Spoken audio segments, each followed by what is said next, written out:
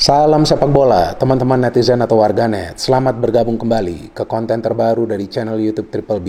Dan di konten terbaru hari ini, sesuai dengan janji saya di konten sebelumnya, saya ingin memberikan preview dari 4 pertandingan di Piala Dunia yang telah memasuki babak perempat final. Saya mulai dulu dari pertandingan antara Brazil lawan Kroasia yang sama-sama lolos ke babak perempat final setelah mengalahkan dua tim wakil dari Asia, Jepang dan juga Korea. Memang Kroasia lolos setelah mengalahkan Jepang melalui adu penalti, tapi bukan berarti permainan mereka buruk.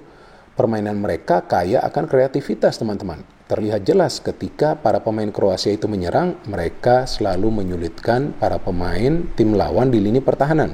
Sedangkan Brazil memang bisa memporak-porandakan Korea, bisa berhasil mencetak 4 gol dan sebetulnya menciptakan banyak sekali peluang. Dan tampak jelas bahwa para pemain di lini pertahanan ketika menghadapi para pemain Brazil sulit untuk bisa memonitor pergerakan tanpa bola dari para pemain Brazil. Untuk pertandingan ini, bagusnya bagi Brazil bahwa Neymar dinyatakan fit 100% dan peran Neymar ini sangat diperlukan, teman-teman. Karena Neymar ini merupakan salah satu alternatif ketika Brazil menyerang ke pertahanan dari tim lawan. Jadi tidak saja mengandalkan serangan dari kedua sektor sayap, yang sebetulnya adalah inti kekuatan dari Brazil. Karena di sana ada Rafinha dan juga Vinicius. Tapi dengan adanya Neymar akan lebih menyulitkan para pemain tim lawan untuk membaca pola serangan dari Brazil. Belum lagi ada dukungan dari pemain lain di lini tengah, Casemiro dan juga Lucas Paqueta yang sangat bagus untuk menjaga kedalaman dari lini tengah. Jadi selain juga para pemain tim lawan itu harus fokus untuk bertahan, mereka juga sulit untuk membangun serangan balik. Karena ketika mereka mau serang balik, sudah ada dua pemain ini di tengah. Jadi memang lini pertahanan Brazil, khususnya dua center back ini jarang mendapatkan gangguan dari counter attack. Apalagi dua pemain Brazil yang bermain di sektor fullback ini jarang ikut overlap sampai ke depan. Paling maksimal mereka maju itu sampai lini tengah, karena mereka mengantisipasi serangan balik dari para pemain tim lawan. Jadi Brazil mematikan di depan, solid di tengah dan juga disiplin di lini pertahanan, plus mereka juga punya penjaga gawang yang bagus, Alisson. Bagaimana dengan Kroasia? Tim ini yang dianggap tidak akan melaju jauh di Piala Dunia kali ini justru bermain secara menawan. Kenapa saya katakan menawan? Karena teman-teman lihat saja pertandingan-pertandingan dari Kroasia. Nonton ulang. Bagus sekali serangan yang mereka bangun. Mereka tidak saja mengandalkan long ball passing, tapi juga bisa umpan-umpan pendek.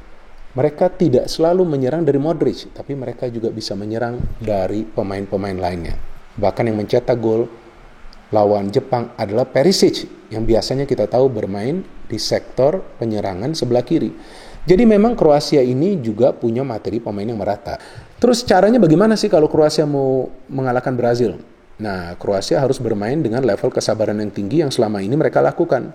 Memancing para pemain Brazil keluar dan kalau bisa memancing dua fullback dari Brazil ini untuk keluar lebih jauh, baru kemudian main counter. Apalagi Kroasia kan punya kekuatan juga di sektor wing. Bagaimana dengan Brazil? Ya mereka harus bersabar.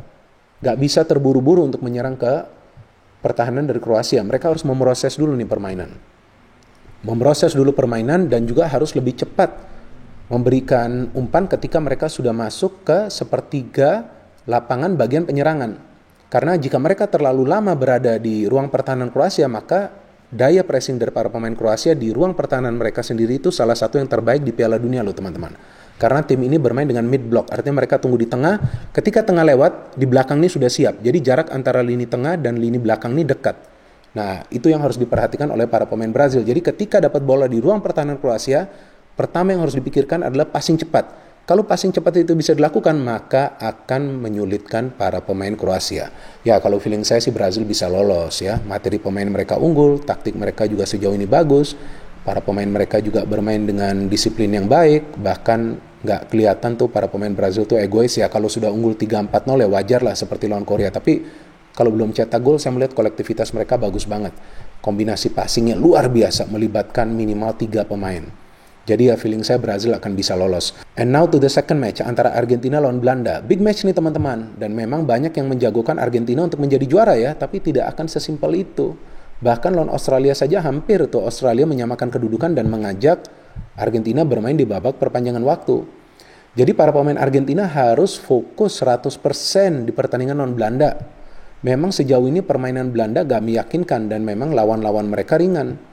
Tapi gak bisa dianggap remeh juga, karena para pemain Belanda ini kompaknya luar biasa teman-teman. Dan mereka bermain sepertinya tanpa beban, santai aja. Ketika ditekan juga mereka tenang, mereka menutup area. Ketika menyerang juga mereka bisa keluar dari pressure para pemain tim lawan.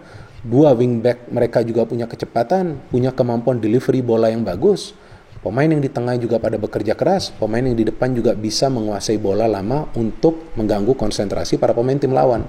Sedangkan Argentina memang sejauh ini menurut saya bermainnya bagus, kecuali lawan Arab kan, mereka kena tuh kemasukan 2 gol. Tapi ada satu masalah di Argentina, yaitu 2 fullback mereka, yang biasanya juga ikut support serangan tapi terlambat turun ke belakang. Nah, itu yang bisa dimanfaatkan oleh para pemain Belanda yang biasa membangun serangan dari 2 wingback mereka. Jadi kuncinya bagi Belanda jika mereka ingin menang di pertandingan ini, seperti biasa, mereka harus bermain mengatur tempo permainan. Seperti biasa, mereka perlu melambankan tempo permainan, tidak terpancing permainan cepat dari para pemain Argentina. Dan bagi Argentina, jika mereka ingin menang, maka mereka harus bermain dengan variasi serangan, jangan saja menyerang dari sayap, tapi Messi harus lebih aktif lagi. Karena Belanda ini cukup pintar para pemainnya untuk menutup ruang di sektor sayap, apalagi 2 wingback mereka ini bekerja keras.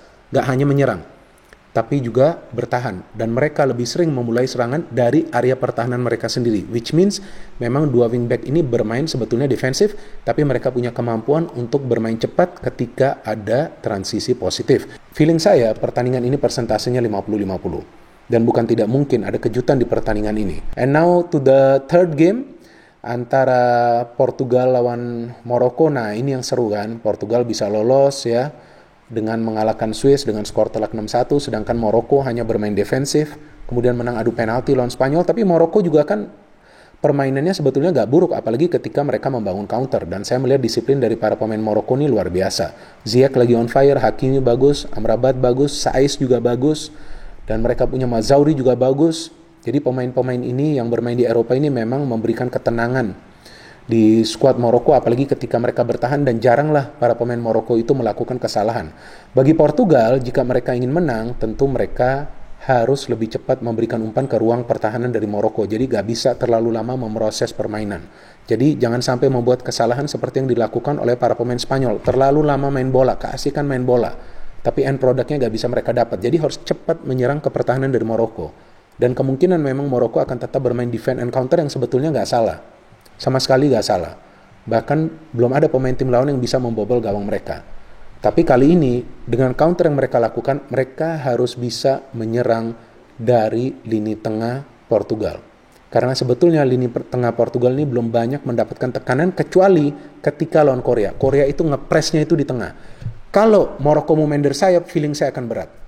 Karena nih Portugal biasa menutup ruang ini di sayap. Tapi tetap feeling saya Portugal bisa melaju ke babak semifinal karena mereka memang punya kualitas kreativitas permainan yang bagus. Dan sejauh ini memang mereka kalah lawan Korea karena begitu banyak pergantian pemain yang dilakukan oleh pelatih mereka Santos, apalagi Bruno dan juga Silva tidak bermain di pertandingan tersebut, plus Joao Felix dari awal. And now to the final match antara Inggris lawan Prancis. Memang sejauh ini Inggris belum terkalahkan, tapi lawan mereka belum ada yang sekuat Prancis. Sedangkan Prancis memang 1 kali kalah lawan Tunisia, tapi pada saat itu kan pelatih mereka Didier Deschamps melakukan perubahan yang signifikan di line up ya, begitu banyak rotasi yang dia lakukan. Nah, kalau saya melihat memang Inggris sejauh ini permainannya sih bagus ya. Mereka disiplin dalam bertahan, Maguire mainnya bagus, kemudian di tengah juga mereka bisa bermain kreatif, penyerang sayap mereka juga bisa mencetak gol, bisa memberikan umpan, Harry Kane juga sudah mencetak gol. Tapi Prancis adalah tim yang spesial teman-teman. Karena mereka bermain dengan sistem permainan menyerang total, tapi juga serangnya tidak selalu dari satu arah. Artinya gak selalu mereka mengandalkan Mbappe dan juga Dembele. Bahkan Tchouaméni dan juga Rabiot bisa ikut membantu serangan. Plus mereka punya satu penyerang yang akan selalu mengganggu konsentrasi dari para pemain tim lawan, yakni Giroud. Jadi untuk pertandingan ini, ujiannya sangat berat bagi para pemain Inggris yang berada di lini pertahanan. Karena mereka akan bingung harus mengawal siapa.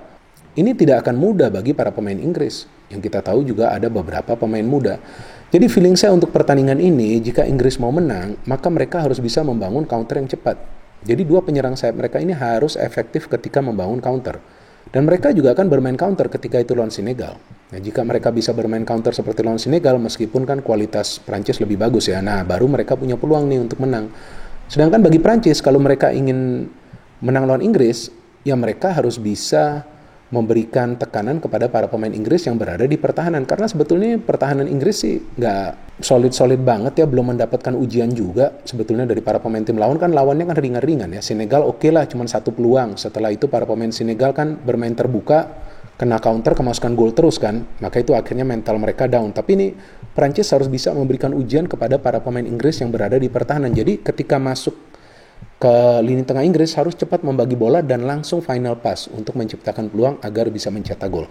Ya, feeling saya untuk pertandingan ini Prancis punya peluang ya untuk lolos ke babak semifinal, teman-teman. Jadi itu dia feeling yang telah saya berikan. Yang pertama adalah Brazil, yang kedua saya masih 50-50 antara Argentina dan Belanda, bisa juga ada kejutan. Dan yang ketiga tadi Portugal, they have too much quality, apalagi sekarang sudah ada penyerang mereka Ramos yang sebelumnya itu mencetak hat-trick, jadi ada opsi lain selain Ronaldo.